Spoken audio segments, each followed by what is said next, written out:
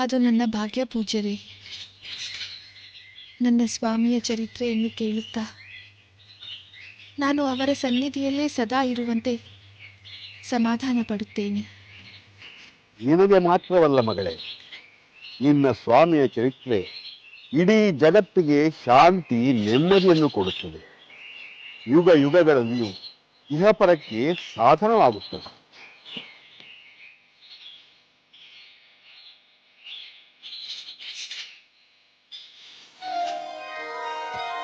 ಸಭಾಸದರೇ, ಈ ಬ್ರಾಹ್ಮಣನ ವಿಷಯದಲ್ಲಿ ನಾವು ಏನು ಮಾಡಬೇಕೆಂದು ಹೇಳಿ. ಇವನಿಗೆ ಯಾವ ಶಿಕ್ಷೆಯನ್ನು ವಿಧಿಸಬೇಕು? ಅದು ನ್ಯಾಯಸಮ್ಮತವಾಗಿರಬೇಕು. ಮಹಾಪ್ರಭು, ಬ್ರಾಹ್ಮಣನಿಗೆ ಮರಣ ದಂಡನೆಯನ್ನು ವಿಧಿಸುವುದು ಶಾಸ್ತ್ರ ಸಮ್ಮತವಲ್ಲ. ಆದರೆ ರಾಜನೇ ಶಾಸಕ, ಅದರಲ್ಲೂ ನ್ಯಾಯ ನೀತಿಯನ್ನು ಬಲ್ಲವರಾದ ನೀವು ಈತನಿಗೆ ಯಾವ ಶಿಕ್ಷೆಯನ್ನು ವಿಧಿಸಬೇಕೆಂದು ನಿರ್ಧರಿಸಲು ನೀವೇ ಸಮರ್ಥರಾಗಿರುವಿರಿ. ಪ್ರಭು, ನನಗೇನಾದರೂ ವರ ಕೊಡುವುದಾದರೆ ದಯಮಾಡಿ ನನ್ನ ಮಾತನ್ನು ಕೇಳಿ. ನನ್ನ ಬೇಡಿಕೆಯನ್ನು ಈಡೇರಿಸುವುದಾಗಿ ತಾವು ಆಶ್ವಾಸನೆ ನೀಡಿರುವಿರಿ. ಹೌದು ಶ್ವಾನ, ನಾನು ನಿನಗೆ ಆಶ್ವಾಸನೆಯನ್ನು ನೀಡಿದ್ದೇನೆ. ನಿನ್ನ ಬಯಕೆ ಏನೆಂದು ತಿಳಿಸಿದರೆ ನಾನು ಅದನ್ನು ನೆರವೇರಿಸುತ್ತೇನೆ. ಪ್ರಭು, ಈ ಬ್ರಾಹ್ಮಣನಿಗೆ ಶಿಕ್ಷೆಯ ರೂಪದಲ್ಲಿ ಕಾಲಾಂಜರ ನಗರದ ಮಠದ ಅಧಿಪತಿಯನ್ನಾಗಿ ನೇಮಕ ಮಾಡಿ. ಹಾಗೆ ಆಗಲ್ಲ. ನಿನ್ನ ಕೋರಿಕೆಯಂತೆ ಈ ಬ್ರಾಹ್ಮಣನನ್ನು ಕಾಲಂಜರ ನಗರದ ಮಠದ ಅಧಿಪತಿಯಾಗಿ ನೇಮಕ ಮಾಡುತ್ತೇನೆ. ಪ್ರಭು, ನೀವು ಈ ಬ್ರಾಹ್ಮಣಿಗೆ ನೀಡಿದ್ದು ವರವೇ ಹೊರತು ಶಿಕ್ಷೆ ಅಲ್ಲ. ಹೌದು ಪ್ರಭು, ನೀವು ಈ ಬ್ರಾಹ್ಮಣನಿಗೆ ಕನಿಕರ ತೋರಿಸಿದಂತಾಯಿತು. ಆಗ್ರಹಕ್ಕೆ ತುತ್ತಾಗಬೇಕಾದವನು ಅನುಗ್ರಹಕ್ಕೆ ಪಾತ್ರವಾದಂತಾಯಿತು. ಇದು ಹೇಗೆ ನ್ಯಾಯಸಮ್ಮತವೆಂಬುದು ನನಗೆ ಅರ್ಥವಾಗುತ್ತಿಲ್ಲ ಪ್ರಭು. ಸಭಾಸದರೇ, ಈ ಬ್ರಾಹ್ಮಣನ ವಿರುದ್ಧವಾಗಿ ದೂರು ನೀಡಿದ ಶ್ವಾನವೇ ಈ ಬೇಡಿಕೆ ಇಟ್ಟಿರುವುದರಿಂದ ಅದು ನ್ಯಾಯಸಮ್ಮತವೇ ಆದಂತಾಯಿತು. ಇದರಿಂದ ಶ್ವಾನಕ್ಕೂ ಸಮಾಧಾನ ದೊರೆಯುತ್ತದೆ. ಪ್ರಭು, ಶ್ವಾನದ ಬೇಡಿಕೆ ನ್ಯಾಯ ನಿರ್ಧಾರವಾಗಲು ಸಾಧ್ಯವೇ? ಈ ಶ್ವಾನವಾದರೂ ಇಂಥ ಕೋರಿಕೆ ಸಲ್ಲಿಸಲು ಕಾರಣವೇನು? ಗೌರವದ ಸ್ಥಾನ ದಂಡನೆಯಾಗಲು ಹೇಗೆ ಸಾಧ್ಯ ಪ್ರಭು? ಆ ಕ್ರೌಂಚ ಪಕ್ಷಿಯ ಸಾವು, ಅದರ ಸಂಗಾತಿಯ ಸಂಕಟವನ್ನು ಕಂಡು ನನ್ನಲ್ಲಿ ಉಕ್ಕಿದ ಶೋಕವೇ ಲೋಕವಾಗಿ ಈ ರಾಮಾಯಣ ರಚನೆಗೆ ಪ್ರೇರಕವಾಗಿದೆ. ನೀವು ಆ ಶೋಕದ ಭರದಲ್ಲಿ ಆ ಬೇಡನಿಗೆ ಶಾಪವನ್ನು ನೀಡಿಬಿಟ್ಟಿರಿ. ಹೌದು ಮಗನೇ. ನಂತರ ನನಗೆ ಅತೀವ ಪಶ್ಚಾತ್ತಾಪವಾಯಿತು.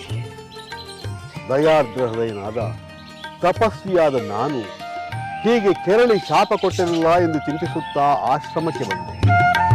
ನನ್ನ ಶಿಷ್ಯ ಭಾರದ್ವಾಜನಿಗೆ ಎಲ್ಲ ವಿಷಯ ತಿಳಿಸಿದೆ. ಆತ ಹೇಳಿದ ಮೇಲೆ ನನಗೆ ಗೊತ್ತಾಯಿತು, ನಾನು ಹೇಳಿದ ಸಾಲುಗಳು ಲಯಬದ್ಧವಾಗಿ ಸಮಾಕ್ಷರಗಳಿಂದ ಕೂಡಿ ನಾದಯುಕ್ತವಾಗಿ ಇರುವುದನ್ನು ನಾನು ಗಮನಿಸಿದೆ. ಇದು ಶ್ಲೋಕವಾಗಲಿ ಎಂದು ಬ್ರಹ್ಮದೇವರು ಹರಸಿದರು. ಏನು, ಬ್ರಹ್ಮದೇವನೇ? ಹೌದು ಮಕ್ಕಳು. ಹೀಗೆ ಬೇಡನಿಗೆ ಶಾಪ ಕೊಟ್ಟನಲ್ಲ ಎಂದು ಚಿಂತಿಸುತ್ತಾ ಕುಳಿತಿರುವಾಗ ಸೃಷ್ಟಿಕರ್ತನಾದ ಬ್ರಹ್ಮದೇವರು ಆಗಮಿಸಿದರು. ನಾನು ಆನಂದ ಪುಳಕಿತನಾಗಿ ಅವರಿಗೆ ಸ್ವಾಗತ ಕೋರಿದೆ. ಮಹರ್ಷಿ ವಾಲ್ಮೀಕಿ, ನಿನ್ನ ಮನಸ್ಸಿನ ತಳಮಳವೇನೆಂದು ನನಗೆ ತಿಳಿದಿದೆ. ಕ್ರೌಂಚ ಪಕ್ಷಿಯ ವಧೆಯಿಂದ ಮನನೊಂದು ನೀನು ಆ ಬೇಡನಿಗೆ ಶಾಪ ಕೊಟ್ಟೆ. ಆ ಶಾಪವೇ ಲೋಕ ರೂಪದಲ್ಲಿ ನಿನಗೆ ಅರಿವಿಲ್ಲದೆ ನಿನ್ನ ಬಾಯಿಂದ ಹೊರಬಂದಿದೆ.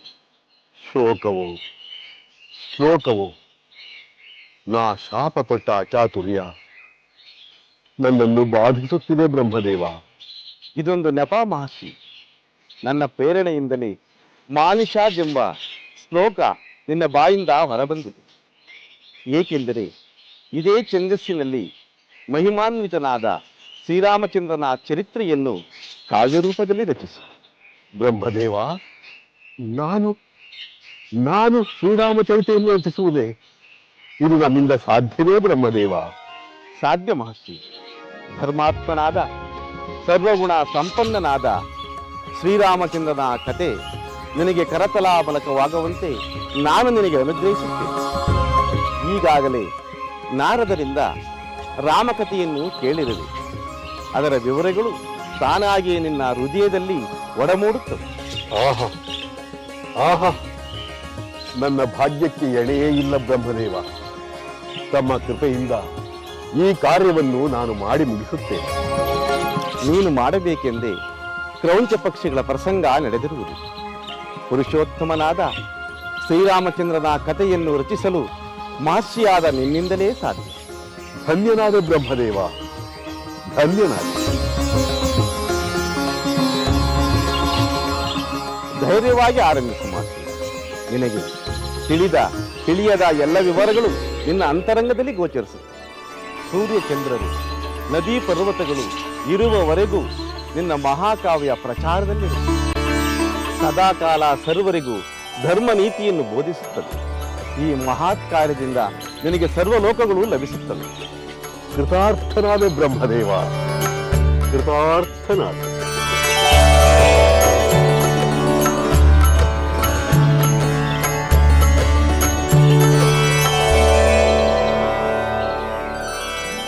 ಹೀಗೆ ಚತುರ್ಮುಖ ಬ್ರಹ್ಮದೇವರ ಆದೇಶದಂತೆ ಶ್ರೀರಾಮಾಯಣವನ್ನು ರಚಿಸಲಾರಂಭಿಸಿದೆ.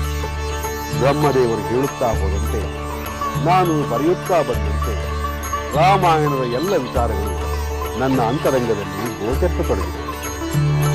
ಅದಕ್ಕೂ ಮೊದಲು ನೀವು ರಾಮಕಥೆಯನ್ನು ನಾರದರಿಂದ ಕೇಳಿದ್ದೀರಾ? ಹೌದು ಮಗಳೇ, ಅದೊಂದು ಅಪೂರ್ವ ಘಟನೆ. ಅದರ ಬಗ್ಗೆ ಇನ್ನೊಮ್ಮೆ ಹೇಳುತ್ತೇನೆ. ಈಗ ನೀನು ವಿಶ್ರಾಂತಿಯನ್ನು ಪಡೆದು.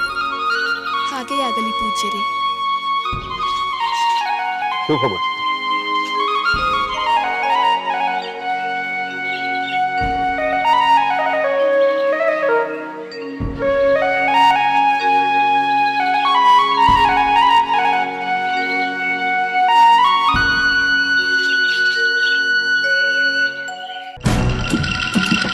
ಇದರಿಂದ ಬ್ರಾಹ್ಮಣ ಆತಂಕ ಪಡುವ ಬದಲು ಆನಂದ ಪಡುವಂತಾಯಿತು.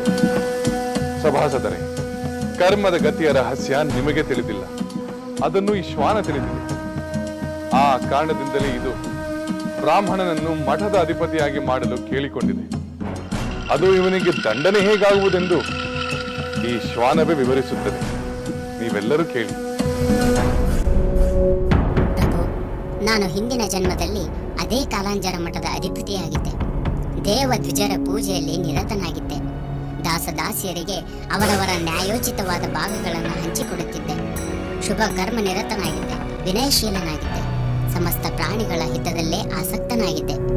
ನೀನು ಧರ್ಮನಿಷ್ಠನಾದರೂ ಈ ಶ್ವಾನ ಜನ್ಮ ಏಕೆ ದೊರೆಯಿತು? ಅಷ್ಟೊಂದು ನಿಷ್ಠೆ, ಶ್ರದ್ಧೆಗಳಿಂದ ಎಚ್ಚರ ತಪ್ಪದೆ ಧರ್ಮ ಪಾಲನೆ ಮಾಡಿದರೂ ನನಗೆ ಈ ಶ್ವಾನ ಜನ್ಮ ಬಂದಿದೆ. ಈ ಕೋಪಿಷ್ಠನಾದ ಧರ್ಮ ಬಾಹಿರನಾದ ಕ್ರೂರಿಯಾದ ಇವನಿಗೆ ಆ ಮಠದ ಅಧಿಪತ್ಯವು ಸಿಕ್ಕಿದರೆ ಇವನು ಅಧೋಗತಿಗೆ ಇಳಿಯುತ್ತಾನೆ.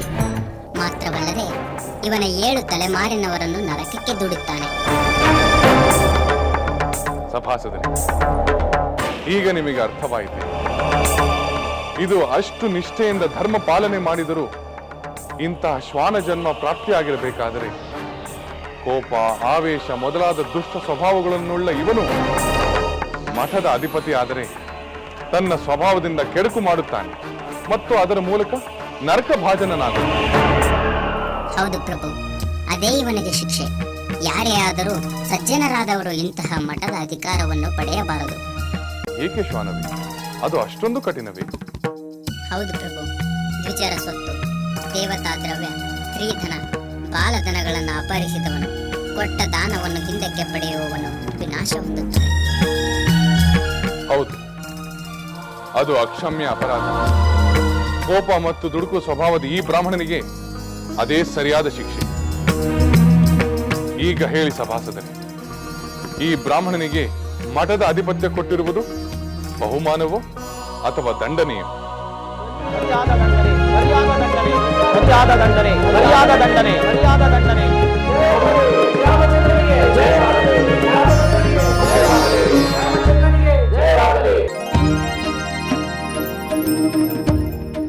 ನೋಡಿದ್ಯಾ ದೇವೇಂದ್ರ, ರಾಮಚಂದ್ರನ ನ್ಯಾಯ ನಿರ್ಣಯವನ್ನು? ಶ್ವಾನಕ್ಕೆ ಕೊಟ್ಟ ಮಾತಿನಂತೆ ನಡೆದುಕೊಂಡ. ಅದರ ಬಯಕೆಯಂತೆ ಬ್ರಾಹ್ಮಣನಿಗೆ ಸೂಕ್ತ ಶಿಕ್ಷೆಯನ್ನು ವಿಧಿಸಿದ. ಹೌದು ನಾರದರು, ಲೋಕೋತ್ತರವಾದ ನ್ಯಾಯದಾನ ಇದು. ಆ ಶ್ವಾನವು ಕೂಡ ಪರೋಕ್ಷವಾಗಿ ಆ ಬ್ರಾಹ್ಮಣನಿಗೆ ಘೋರವಾದ ಶಿಕ್ಷೆ ದೊರೆಯುವಂತೆ ಮಾಡಿದೆ. ಇದು ಬಹಳ ವಿಚಿತ್ರವಾಗಿದೆ. ಮಠಾಧಿಪತಿಯಾಗಿ ಸೂಕ್ತವಾಗಿ ನಡೆದುಕೊಂಡರೂ ಅದಕ್ಕೆ ಶ್ವಾನ ಜನ್ಮ ಬರಲು ಕಾರಣವೇನು? ಆ ಬ್ರಾಹ್ಮಣ ಶ್ವಾನದ ಎಚ್ಚರಿಕೆಯ ಮಾತುಗಳಿಂದ ಮುಂದೆ ಉತ್ತಮ ರೀತಿಯಲ್ಲಿ ನಡೆದುಕೊಂಡು ಶಿಕ್ಷೆಯಿಂದ ತಪ್ಪಿಸಿಕೊಳ್ಳಬಹುದಲ್ಲವೇ? ಹಾಗೇನಾದರೂ ಆದರೆ ಆ ಶಿಕ್ಷೆ ಬ್ರಾಹ್ಮಣನಿಗೆ ಬಹುಮಾನವೇ ಆದಂತಾಗುತ್ತದೆ. ದೇವತೆಗಳೇ, ನಿಮ್ಮ ತರ್ಕ ಸರಿಯಾಗೇ ಇದೆ. ಮುಂದೇನಾಗುವುದೆಂಬುದನ್ನು ಕಾಲವೇ ನಿರ್ಧರಿಸುತ್ತದೆ. ಬ್ರಾಹ್ಮಣ ಶಿಕ್ಷೆಯಿಂದ ಪಾರಾದರೆ ಅದು ಲೋಕೋಪಕಾರವೇ ಅಲ್ಲವೇ? ಶ್ವಾನ ಜನ್ಮ ಬಂದಿದ್ದರೂ ಹಿಂದಿನ ಜನ್ಮದ ಅರಿವಿದ್ದ ಶ್ವಾನ ವಾರಣಾಸಿಗೆ ಹೋಗಿ ಪ್ರಾಯೋಪವೇಶದಿಂದ ದೇಹತ್ಯಾಗ ಮಾಡಿ ಸದ್ಗತಿಯನ್ನು ಪಡೆಯುತ್ತದೆ.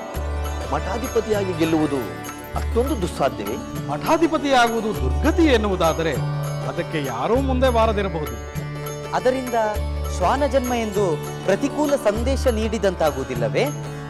ಮಠಗಳೆಂದರೆ ಸಜ್ಜನರು ಹಿಂಜರಿದರೆ ಗತಿ ಏನು? ಅಂದರೆ ಎಲ್ಲಾ ಧಾರ್ಮಿಕ ಕೇಂದ್ರಗಳು ತಮ್ಮ ಅಸ್ತಿತ್ವ ಕಳೆದುಕೊಳ್ಳುತ್ತವೆ ಅಥವಾ ಮಾನ್ಯತೆ ಇಲ್ಲದಂತಾಗುತ್ತವೆ. ದೇವತೆಗಳೇ, ಮಠ ಎನ್ನುವುದು ಸರ್ವರಿಗೂ ಸೇರಿದ ಸ್ವಾರ್ಥರಹಿತವಾದ ಒಂದು ಕೇಂದ್ರ. ಅದರ ಅಧಿಪತಿಯಾದವನು ಎಲ್ಲರ ಪ್ರತಿನಿಧಿಯಾಗಿ ಸೇವಕನಂತೆ ವರ್ತಿಸಬೇಕೇ ಹೊರತು ದುರ್ವರ್ತನೆಯಿಂದ ಅಲ್ಲ. ಸರ್ವರಿಗೂ ಸೇರಿದ ಸ್ವತ್ತನ್ನು ತನ್ನ ಸ್ವಾರ್ಥಕ್ಕೆ ಬಳಸಿಕೊಳ್ಳುವುದಂತೂ ಗುರುತರ ಅಪರಾಧವಾಗುತ್ತದೆ. ಪ್ರಾಮಾಣಿಕತೆ ಮತ್ತು ನಿಸ್ವಾರ್ಥ ಅಲ್ಲಿ ಅತ್ಯಂತ ಮುಖ್ಯ. ಕತ್ತಿಯ ಅಲಗಿನ ಮೇಲೆ ನಡೆಯುವಂತೆ ಆ ಅಧಿಕಾರ ಬಹಳ ಸೂಕ್ಷ್ಮ. ಎಂಥವನೇ ಆದರೂ ಕಿಂಚಿತ್ತಾದರೂ ತಪ್ಪಿ ನಡೆಯುವಂತಹ ಸಂದರ್ಭಗಳು ಬಂದೇ ಬರುತ್ತವೆ. ನಿಜ ನಾರದರು, ಆ ಶ್ವಾನದ ಸೂಕ್ಷ್ಮ ಬುದ್ಧಿಯನ್ನು ಮೆಚ್ಚಲೇಬೇಕು. ನಾರಾಯಣ ನಾರಾಯಣ.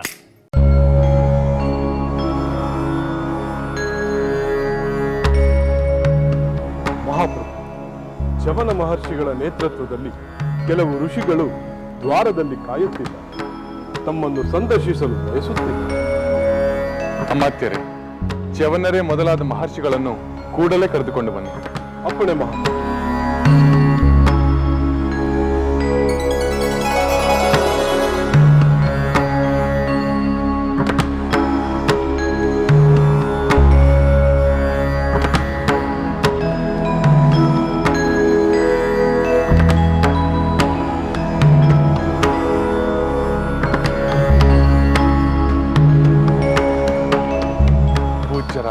ತಪೋಧನರಾದ ಮಹರ್ಷಿಗಳಿಗೆ ನನ್ನ ಪ್ರಣಾಮಗಳು. ನಮ್ಮ ದರ್ಶನದಿಂದ ನನಗೆ ಬಹಳ ಆನಂದವಾಗಿದೆ. ಈ ಅರಮನೆಯೇ ಪುನೀತವಾಗಿದೆ. ದಯಮಾಡಿ ಪೀಠವನ್ನು ಅಲಂಕರಿಸಿ.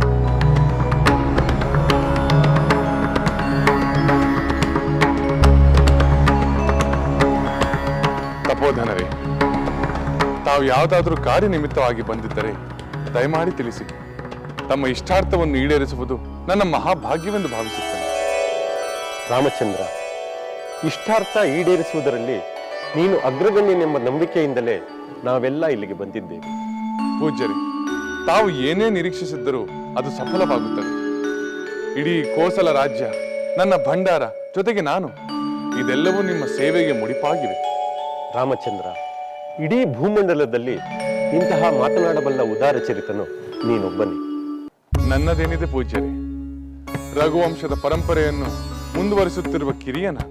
ರಾಘವ, ನಾನು ಹಲವು ರಾಜರ ಬಳಿ ಹೋಗಿದ್ದೆ. ಅವರೆಲ್ಲರೂ ಶಕ್ತಿವಂತರೇ. ಆದರೆ ನಾವು ಹೇಳಿದ ಕಾರ್ಯದ ಮಹತ್ವವನ್ನು ತಿಳಿದ ಮೇಲೆ ಅದನ್ನು ನಡೆಸಿಕೊಡುವುದಾಗಿ ಮಾತು ಕೊಡಲು ಅವರೆಲ್ಲರೂ ಹಿಂಜರಿದರು. ಇಲ್ಲಿ ನಿಮಗೆ ಅಂತಹ ನಿರಾಸೆ ಆಗುವುದಿಲ್ಲ ಪೂಜ್ಯರೇ. ರಘುಕುಲ ತಿಲಕ, ನೀನು ನಮ್ಮ ವಿಚಾರ ಏನೆಂದು ಕೇಳುವ ಮೊದಲೇ ನಮ್ಮ ಕೋರಿಕೆಯನ್ನು ಈಡೇರಿಸುವುದಾಗಿ ಮಾತು ಕೊಟ್ಟಿರು. ನಿನ್ನಿಂದ ನಮ್ಮ ಕಾರ್ಯ ಸಫಲವಾಗುವುದರಲ್ಲಿ ಯಾವ ಸಂಶಯವೂ ಇಲ್ಲ. ಋಷಿಗಳಿಗೆ ಒದಗಿರುವ ಮಹಾಭಯವನ್ನು ನೀನೇ ನಿವಾರಿಸಬೇಕು ರಾಮಚಂದ್ರ. ನಿಮ್ಮ ಮನಸ್ಸಿನ ಭಯ ದೂರವಾಗಲಿ. ನಾನು ಯಾವ ಕಾರ್ಯ ಮಾಡಬೇಕೆಂದು ನೀವೇ ತಿಳಿಸಬೇಕು ಪೂಜ್ಯರೇ. ಅಂತ ಒಂದು ಭಯ ನಮಗುಂಟಾಗಿದೆ ರಾಮಚಂದ್ರ. ಶಿವಭಕ್ತನಾದ ಮಧು ಎಂಬ ಅಸುರನಿಗೆ ಪರಶಿವನು ಒಂದು ಶೂಲವನ್ನು ಕೊಟ್ಟಿದ್ದ. ಎಲ್ಲಿಯವರೆಗೂ ಆ ಶೂಲವು ನಿನ್ನ ಮಗನ ಕೈಯಲ್ಲಿ ಇರುವುದೋ ಅಲ್ಲಿಯವರೆಗೂ ಅವನು ಅವಧ್ಯ. ಯಾರಿಂದಲೂ ಅವನನ್ನು ವಧಿಸಲು ಸಾಧ್ಯವಿಲ್ಲ ಎಂದು ವರವನ್ನೂ ನೀಡಿದ. ಪರಶಿವನ ವರಕ್ಕೂ ನಿಮ್ಮ ಭಯಕ್ಕೂ ಏನು ಸಂಬಂಧ ಗುರುದೇವ?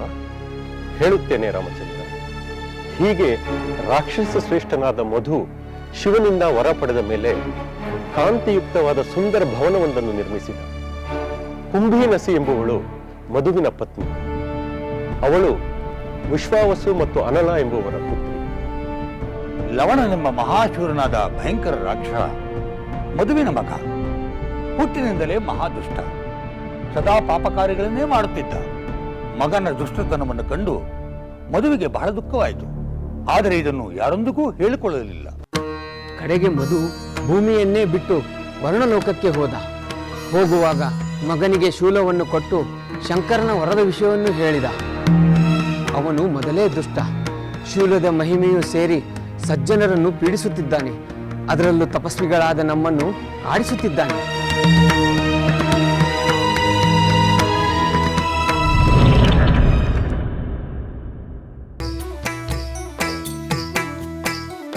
ಲಂಕೆಯಲ್ಲಿನ ದುರುಳ ದರ್ಪವು ಸೀತೆ ಸಹನೆಗೆ ಸೋತಿತು. ಅಂಕೆ ಇರದ ಅಸುರ ಕುಲವು ರಾಮ ಬಾಣಕ್ಕೆ ಅಡಗಿತು. ದೂರವಿರಲಿ ಸನಿಹವಿರಲಿ ರಾಮ ಹೃದಯ ನಿವಾಸಿನಿ. ಯುಗವು ಯುಗವು ಸಾಗಲಿ ಅಕಳಂಕ ಪ್ರೇಮ ಪ್ರಬೋಧಿನಿ. ಅಮರ ಗಾಧೆ ಧರಣಿ ಜಾತೆ ಸಾಧ್ವೆ ಸೀತೆ ಸುಚರಿತೆ. ಸಹನ ಶಕ್ತಿ ಪತಿಯ ಭಕ್ತಿ ಲೋಕಮಾನ್ಯ ವಂದಿತೆ.